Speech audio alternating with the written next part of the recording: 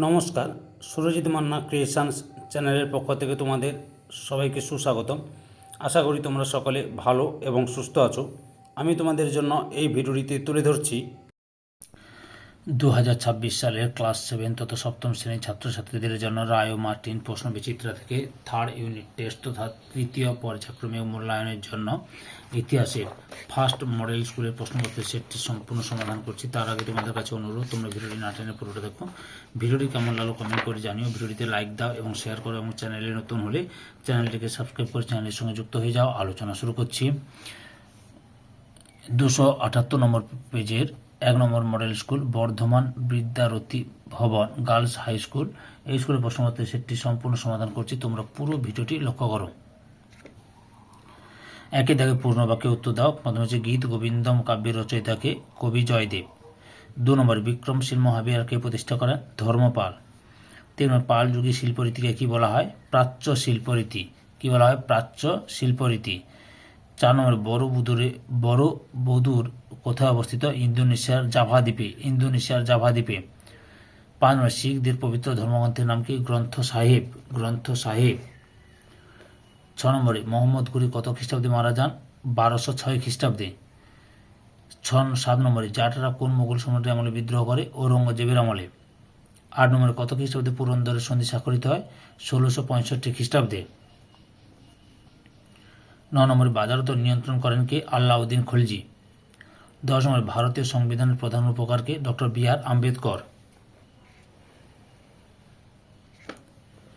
2 দাগে শূন্যস্থান পূরণ করো। প্রথমে হচ্ছে দক্ষিণ ভারতে ব্রাহ্মণদের জমি দানের ব্যবস্থাকে বলা হতো ড্যাশ?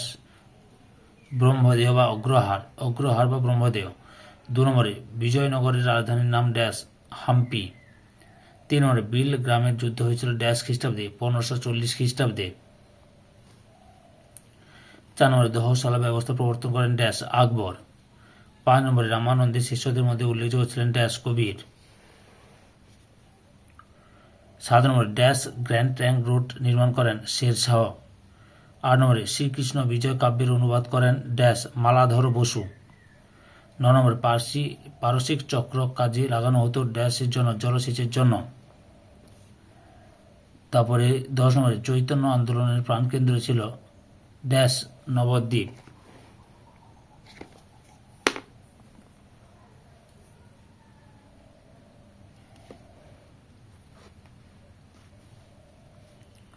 তিন থেকে সঠিক উত্তরটি নির্বাচন করো।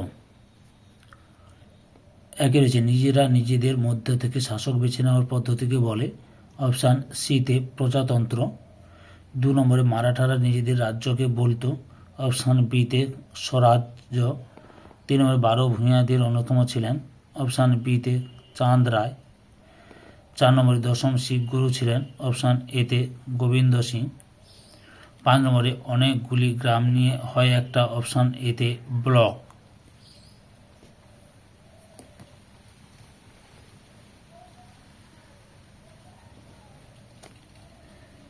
চারিদিকে বাম দিক ও ডান দিক মিলিয়ে লেখো।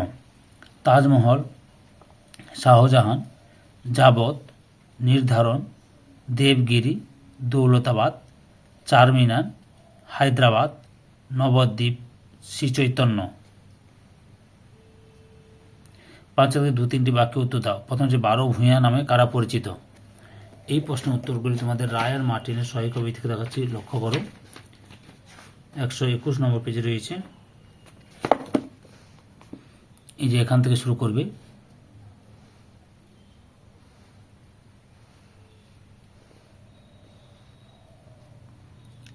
এতটা পর্যন্ত লিখবে।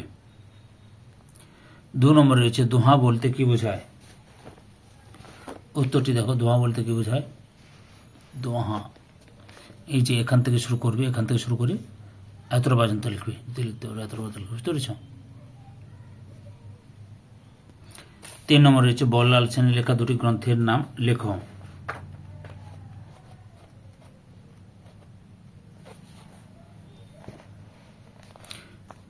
দান সাগর ও অদ্ভুত সাগর। 4 নম্বরে রয়েছে মিনিয়েচার কি? উত্তরটি দেখো, মিনিয়েচার কি? এখান থেকে শুরু করবে। এতটা পর্যন্ত লিখবে। ক্লাস 6-এর রায়ান মার্টিন প্রশ্নবিচিত্রা থেকে সহায়িকা থেকে প্রশ্নের উত্তরগুলো করছি আর প্রশ্ন সমাধান করছি রায়ান মার্টিনের প্রশ্নবিচিত্রা থেকে। 5 নম্বর, শিখ ধর্মের পঞ্চক বলতে কি বোঝায়? এই যে উত্তরটি দেখো, পঞ্চক, এখান থেকে শুরু করবে।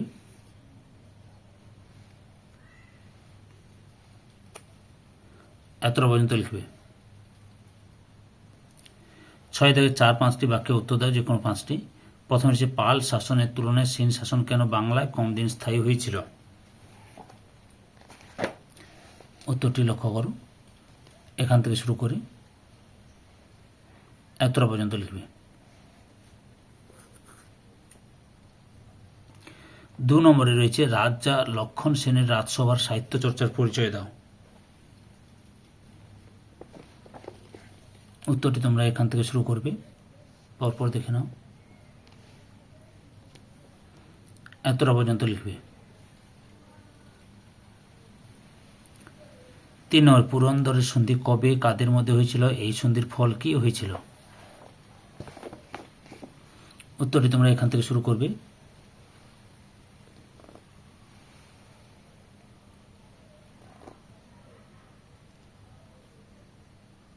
এতটা পর্যন্ত লিখবে। 4 দাগে 1950 খ্রিস্টাব্দের 26শে জানুয়ারি গুরুত্বপূর্ণ কেন? উত্তরটি তোমরা এখান থেকে শুরু করবে, পরপর দেখে নাও,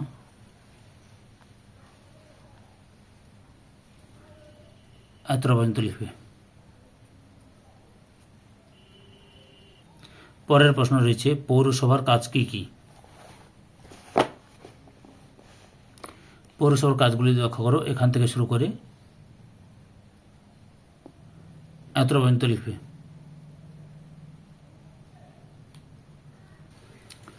6 দাগে টিকা লেখো দ্বীন-ই ইলাহি।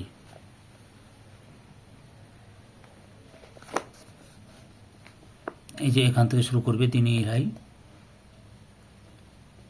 এতটা পর্যন্ত লিখবে। পরের প্রশ্ন আলাই দরওয়াজার বৈশিষ্ট্যগুলি লেখো। এই যে এখান থেকে শুরু করবে,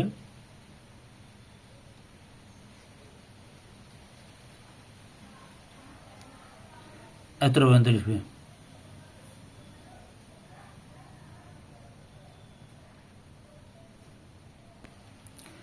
7 দাগে 8-10টি বাক্যে উত্তর দাও, যে কোনো 3টি। প্রথমে হচ্ছে মোগল যুগের স্থাপত্য শিল্পের বর্ণনা করো। উত্তরটি দেখো, মোগল যুগের স্থাপত্য শিল্পের বর্ণনা,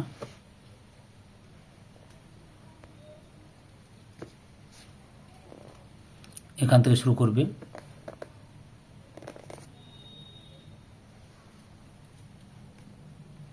এতটা পর্যন্ত লিখবে। 2 নম্বর হচ্ছে ভক্তিবাদের মূল কথা কি?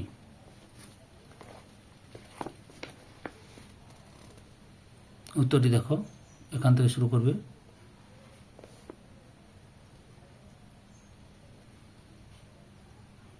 এতটা পর্যন্ত লিখবে।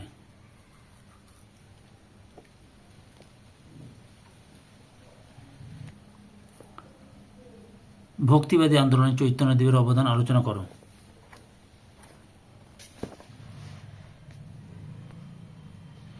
এই যে চৈতন্যদেব, এখান থেকে শুরু করে এতটা পর্যন্ত লিখবে।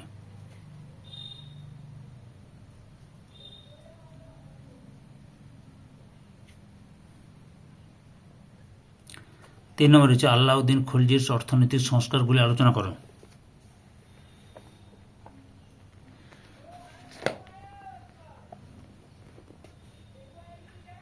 এখান থেকে শুরু করবে,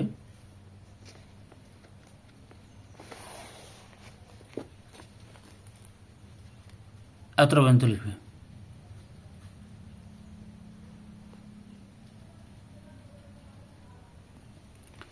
4 নম্বর হচ্ছে মোগল আমলে জায়গিরদারি ব্যবস্থা সম্পর্কে একটি টিকা লেখো।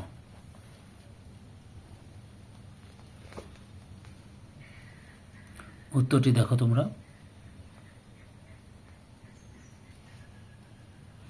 এই যে এখান থেকে শুরু করবে, দিয়ে এতটা পর্যন্ত লিখবে। ধৈর্য সহকারে সম্পূর্ণ ভিডিওটি দেখার জন্য তোমাদের সবাইকে অসংখ্য অসংখ্য ধন্যবাদ। আজকে এই পর্যন্ত, পরবর্তী ভিডিওতে আবার দেখা হবে। Tata, bye bye.